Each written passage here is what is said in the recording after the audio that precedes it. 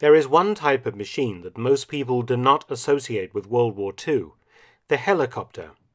But you may be surprised to learn that helicopters were in frontline service with both the Allied and Axis forces, long before the machine was popularized as a military aircraft in the Korean War in the early 1950s.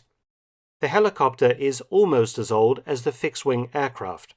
The first helicopter flew in 1907 in France, managing to climb to 1 foot into the air and hover for 20 seconds. 2 years later, the first of Igor Sikorsky's helicopters flew in Russia.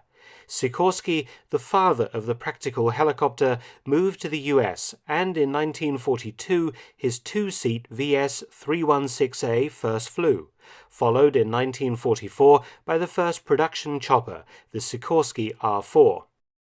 The US military ordered 130 of these early but very useful helicopters, and they were also used by the RAF. The R-4 had a 180 horsepower piston engine and could fly at a top speed of 82 miles per hour with a cruising speed around 60 and weighed 2,530 pounds. The first practical battlefield use of the helicopter would be the use of an R-4 in the jungles of Burma during the terrible and protracted campaign there against the Japanese.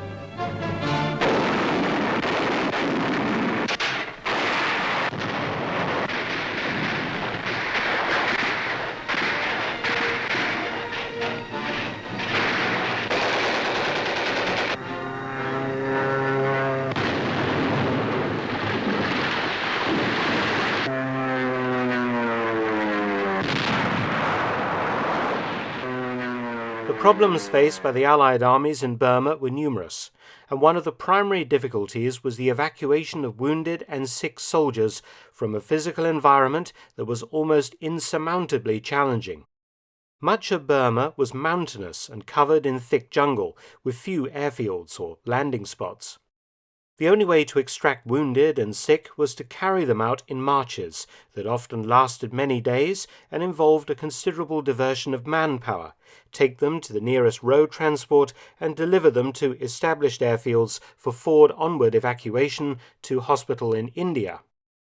The situation was even worse for aircrew who crash-landed in the jungle or on the plains.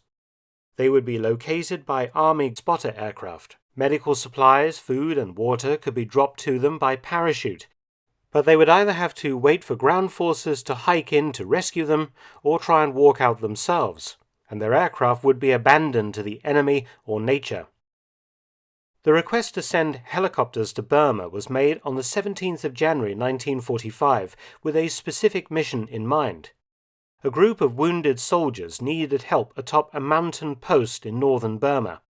In an incredible feat of logistics, an Army YR-4 helicopter was dismantled at Wright Field, Ohio, and accompanied by 2 experienced chopper pilots and jungle survival equipment, the whole lot was loaded aboard a C-54 transport plane. From Wright Field, the C-54 flew to LaGuardia in New York on the 19th of January. 3 days later, the C-54 reached Myitkyina in Burma after time in the air of 53 hours 10 minutes, with long periods on the ground to rest, refuel, and maintain the aircraft. In Burma, the helicopter was quickly unloaded and then the parts delivered by truck to a forward airfield used by the U.S. 10th Air Force. A unit there was called the Air Jungle Rescue. The unit was equipped with the L-5, and would locate downed aircraft, report the location, and drop the necessary equipment and supplies to the pilots until ground units reached and extracted the casualties. But the helicopter's immense journey appeared to have been in vain, for on arrival the pilots were informed that the stranded men had already been rescued by ground forces. But another request arrived shortly afterwards. A soldier based in a weather station atop a 4,700-foot-tall mountain had accidentally shot himself in the hand and infection had set in. He needed immediate evacuation to hospital.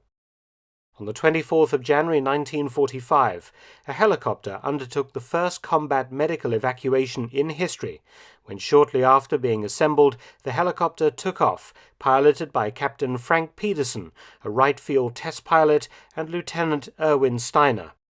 The casualty was in an awkward position 160 miles northwest of Myitkyina. The helicopter carried no radio and would be escorted by two L-5 aircraft to guide it to the Americans' position. Because of fuel considerations, the helicopter would land, along with the L-5s, at a small strip on the west bank of the Chinwin River, 120 miles northwest of Myitkyina, at a place called Sinkaling. Following refueling and any maintenance, the helicopter would proceed to try to land atop the mountain and rescue the casualty. The mountain standing in largely unexplored and unsurveyed country. The helicopter cruised at only 60 miles per hour, too slow for the L-5s, which had to constantly circle to keep the YR-4 in view. As the helicopter crossed the rugged, jungle-covered terrain, the L-5s lost visual on it several times in misty conditions. The helicopter pilots used a mirror to flash their position to the L-5s in between the clouds. To reach Sinkaling, the aircraft had to pass first over a 5,000-foot tall mountain, and the helicopter tried 3 times before finally clearing it. This strain on the engine cost a lot of fuel, and the helicopter had to put down on a sandbank alongside the Chinwin River, unable to reach the airstrip. The L-5s landed at Sinkaling, collected 2 jerry cans of fuel, and then flew back to the helicopter and dropped them to the pilots. Tanks topped up, the YR-4 made it to the jungle strip at Sinkaling, where RAF ground crew took good care of all 3 aircraft. Following lunch and a cup of coffee, Captain Peterson took off in the helicopter, leaving Steiner behind, as he would be collecting the wounded man, and every pound in weight was absolutely critical to the mission. In the meantime, troops atop the mountain had been preparing a basic landing pad for the helicopter. It was a dangerous position. There were no other flat landing places. Everything was covered in jungle or huge rocks. There were 2,500-foot drops on every single side, leading into mountain gorges, and turbulence would prove to be extreme and dangerous. One L-5 escorted the helicopter, with Steiner aboard monitoring the mission. Approaching cautiously, Captain Peterson managed to set the helicopter down successfully atop the mountain.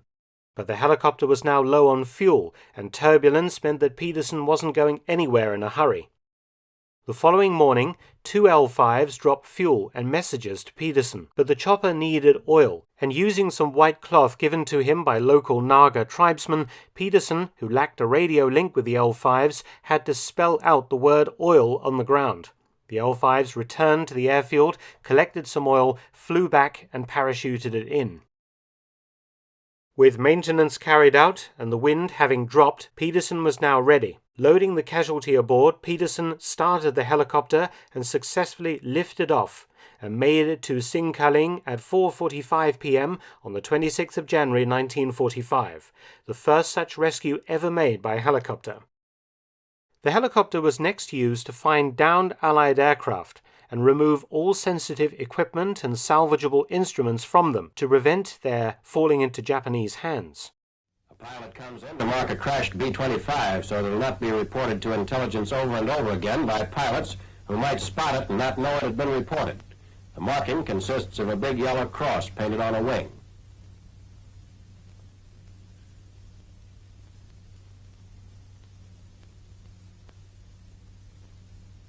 All usable and salvageable instruments are removed, along with all secret documents or devices which might have been aboard.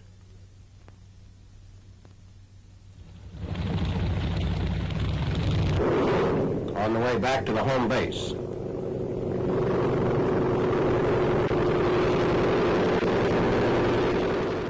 The era of the helicopter as a military tool had now begun, and within 5 years, helicopters would be used routinely to collect the wounded from the battlefields of Korea and deliver them to MASH units, saving thousands of lives.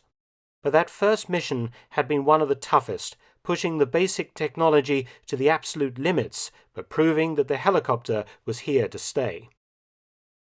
Thanks for watching. Please subscribe and share, and also visit my audiobook channel, War Stories with Mark Felton. You can also help to support both of my channels at PayPal and Patreon, details in the description box below.